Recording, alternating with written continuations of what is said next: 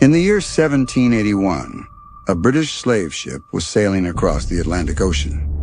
The ship was called Zong. On board were more than 400 enslaved Africans, chained together below the wooden decks. They had already survived the horrors of capture. They had survived the slave forts. And they had survived the beginning of the brutal journey across the Atlantic. But what happened next would shock the world. As the voyage dragged on, something went terribly wrong. The ship ran low on drinking water. The crew began to panic. And then the captain made a decision so horrifying that it would later become one of the most infamous crimes in the history of the Atlantic slave trade.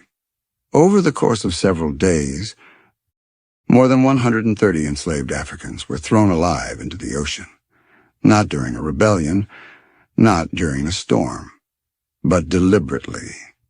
The crew believed they could claim insurance money for the deaths. What followed became a legal battle that exposed the brutal truth behind the slave trade. This is the story of the slave ship Zong. Welcome to ASHEN Truths, where we uncover the darkest forgotten stories buried deep in history. Tonight's story is one of the most shocking events of the Atlantic slave trade, the voyage of the Zong.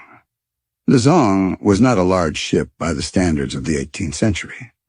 It was originally a Dutch trading vessel. Later it was captured by the British and converted into a slave ship. In 1781, the ship sailed from the African coast, carrying hundreds of enslaved Africans who had been purchased by traders. The ship's destination was Jamaica, one of the most important slave markets in the Caribbean. But the voyage was already dangerous before it even began. Slave ships were often overloaded with captives. The Zong was no different. More than 440 enslaved Africans were packed tightly into the ship, far more than the vessel could safely carry. They were chained together below deck in extremely crowded conditions. There was very little space to move, and the air inside the hold was suffocating. Disease spread quickly among the prisoners. Food and water were rationed carefully. The crew expected the voyage to last several weeks before reaching Jamaica. But as the ship crossed the Atlantic Ocean, something went terribly wrong. The captain and crew made a serious navigation mistake. Instead of heading directly toward Jamaica, the ship sailed past the island. The error meant the voyage suddenly became much longer than expected. And with hundreds of people on board, the ship's water supply began to run dangerously low. Panic slowly spread among the crew, because every person on that ship needed water to survive. But the captain began thinking about the situation in a different way. To him, the enslaved Africans were not people. They were cargo, and cargo could be sacrificed. Soon the captain began discussing a horrifying solution with his officers, a plan that would lead to one of the darkest moments in maritime history, the decision to throw people overboard. As the Zong continued drifting across the Atlantic Ocean, the situation on board grew worse with each passing day. The ship had missed its destination. The crew now realized they had sailed far beyond Jamaica, the port where they were supposed to sell their human cargo. Turning the ship around meant the journey would take even longer, and the most serious problem was becoming clear. The water barrels were running low. Hundreds of people were trapped on the ship. Crew members, officers, and more than 400 enslaved Africans chained below deck. Every one of them required drinking water. The crew began calculating how long their remaining supplies might last. Fear spread among the sailors. Some believed the ship might run out of water before reaching land. If that happened, the entire crew could die. But instead of reducing the suffering equally among everyone on board, the captain began thinking about something else. Money. Under maritime insurance laws of the time, enslaved Africans were considered cargo, just like barrels of sugar or crates of goods. And there was a disturbing rule connected to that system. If cargo was lost due to a natural emergency at sea, the ship owners could claim insurance compensation. But if enslaved Africans died from disease or starvation during the voyage, the ship owners received nothing. This cruel legal system created a horrifying incentive. If the crew claimed that enslaved people had to be thrown overboard to save the ship, the deaths could be recorded as a loss of cargo, and the owners could demand payment from the insurance company. The captain of the Zong, Luke Collingwood, began discussing this possibility with his officers. The idea was simple. If they deliberately threw enslaved Africans into the ocean, they could later claim that the deaths were necessary to save water for the rest of the ship. The insurance company would then compensate the ship owners for the loss. The plan turned human lives into numbers on an insurance claim. At first, some crew members hesitated, but the captain insisted the ship faced an emergency. And soon the terrible decision was made. The crew would begin removing prisoners from the hold, and they would throw them into the sea, alive. Over the next several days, the crew of the Zong carried out this brutal plan. Groups of chained prisoners were brought onto the deck. Many of them were weak from illness and exhaustion. Some begged for mercy. Others struggled against the sailors holding them, but the crew showed no compassion. One by one, people were pushed over the side of the ship, into the open Atlantic Ocean. The waves swallowed them instantly, and the killing continued. The days of horror on the Zong. The killings did not happen all at once. They continued over several terrifying days as the Zong sailed across the Atlantic. After the captain gave the order, the crew began bringing small groups of enslaved Africans from the ship's hold onto the deck. The prisoners were still chained. Many were weak from the cramped conditions below deck.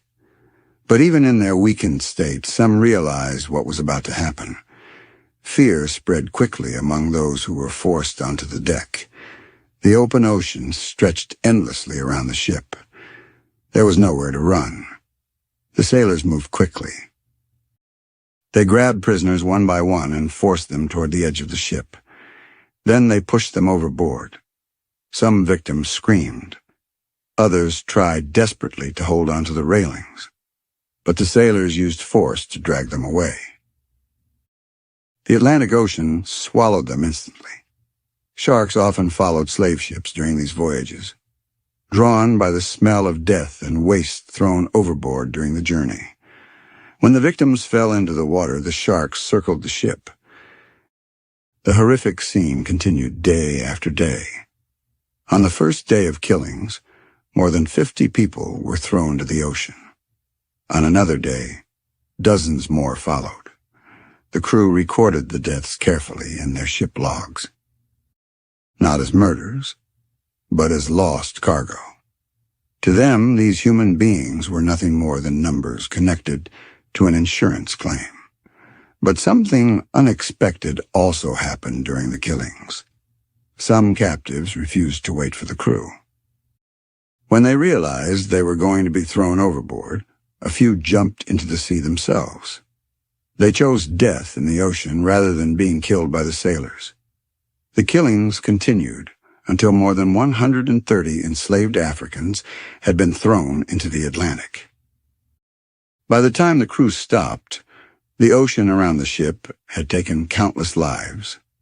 But the most shocking part of the story had not yet happened, because when the Zong finally reached Jamaica, the crew did not hide what they had done. Instead, the ship owners filed an insurance claim. They demanded payment for the enslaved people who had been thrown into the sea, and that decision would soon expose the crime to the world. The insurance case that shocked Britain. When the Zong finally arrived in Jamaica, the ship owners wasted little time. They filed an insurance claim. According to their report, the crew had been forced to throw enslaved Africans overboard because the ship was running out of water. They argued that the action had been necessary to save the rest of the ship. In other words, they claimed the deaths were a maritime emergency. Under the brutal laws of the time, enslaved Africans were considered property. If cargo had to be destroyed to save a ship, the owners could demand compensation from the insurance company. So the ship owners demanded payment for the 132 Africans who had been thrown into the ocean, but the insurance company refused.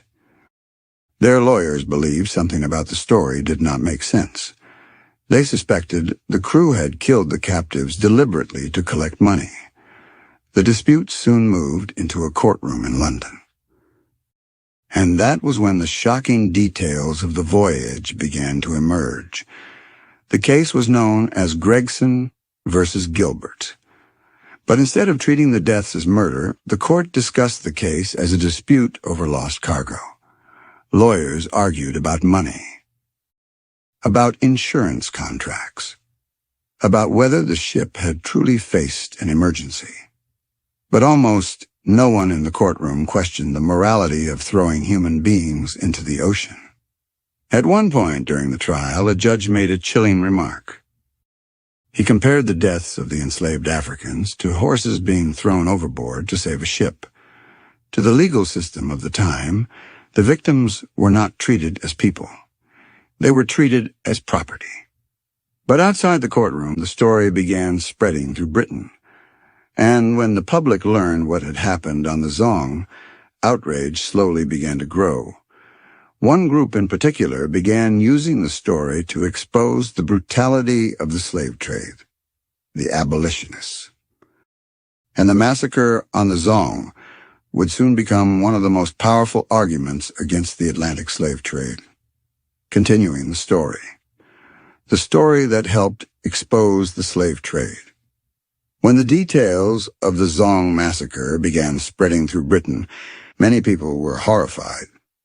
Until that moment, much of the public knew very little about the true conditions inside the slave trade. Slave ships sailed thousands of miles away from Europe. What happened on those voyages was rarely discussed openly. But the Zong case changed that. One of the first people to bring attention to the massacre was an abolitionist named Granville Sharp. Sharp had already spent years fighting against slavery in Britain. When he learned what had happened aboard the Zong, he immediately began investigating the case. To him, the killings were not a dispute about insurance. They were mass murder. Sharp demanded that the crew of the ship be prosecuted for killing the enslaved Africans. But the legal system refused to treat the case that way. The courts continued to focus only on the financial dispute between the ship owners and the insurance company. Even though the massacre had been clearly described during the trial, no one on the crew was ever charged with murder. This decision angered many abolitionists, but it also gave them something powerful: proof. For years, activists had argued that the slave trade was brutal and inhumane. Now they had a real story that exposed its cruelty to the public. Newspapers began printing reports about the massacre. Pamphlets describing the event circulated across Britain. Church leaders began speaking about it during sermons. Many people who had previously ignored the issue suddenly began questioning the slave trade itself. The story of the Zong became one of the most shocking examples of how enslaved Africans were treated during the Atlantic slave trade, and it helped strengthen a growing movement determined to end the system. Over the next several decades, abolitionists continued campaigning against slavery. They organized protests. They collected thousands of signatures for petitions. They pressured Parliament to take action. Finally, in 1807, Britain passed a law banning the Atlantic slave trade. While the massacre on the Zong was not the only reason the trade ended, it became one of the most powerful symbols of its cruelty. The story showed the world just how far the system had gone. a system where human lives could be thrown into the ocean, simply to claim insurance money. The legacy of the Zong massacre. Today, the story of the Zong remains one of the most disturbing events in the history of the Atlantic slave trade. In 1781, more than 130 Africans were thrown alive into the Atlantic Ocean by the crew of a British slave ship. They were not killed during a rebellion. They were not lost during a storm. They were deliberately murdered because the crew believed their deaths could be claimed as insurance losses. Even more shocking is what happened afterward. The case that followed in Britain did not begin as a murder investigation. Instead, it was treated as a dispute over money. The deaths of the victims were discussed in court as the loss of property, not the loss of human life. But although the courts failed to deliver justice, the story of the Zong exposed something the slave trade had long tried to hide: its cruelty. The massacre became one of the most powerful examples used by abolitionists who were fighting to end the slave trade. They used the story to show the public the true cost of the system, not just in labor, but in human suffering. Over time, the abolition movement continued to grow stronger. In 1807, Britain officially banned the Atlantic slave trade. Other nations slowly followed, yet the impact of the trade remained across the world. Millions of Africans had already been forced across the Atlantic during the centuries of slavery. Families had been separated. Communities had been destroyed, and entire generations had lived under a system built on exploitation. Today, the story of the Zong is remembered as a symbol of one of the darkest chapters in human history, a reminder of what can happen when human lives are treated as commodities, and why the truth about the past must never be forgotten. History often hides its darkest events beneath silence, but those stories deserve to be remembered, because understanding the past helps us understand the world we live in today. Here on ASHEN Truths, we uncover the forgotten stories buried deep in history. Stories that reveal the truth behind events many people would rather ignore. If you found this story powerful, make sure to subscribe to ASHEN Truths, like this video, and share your thoughts in the comments. What part of this story shocked you the most? And what lessons do you think history should never forget? Thank you for watching.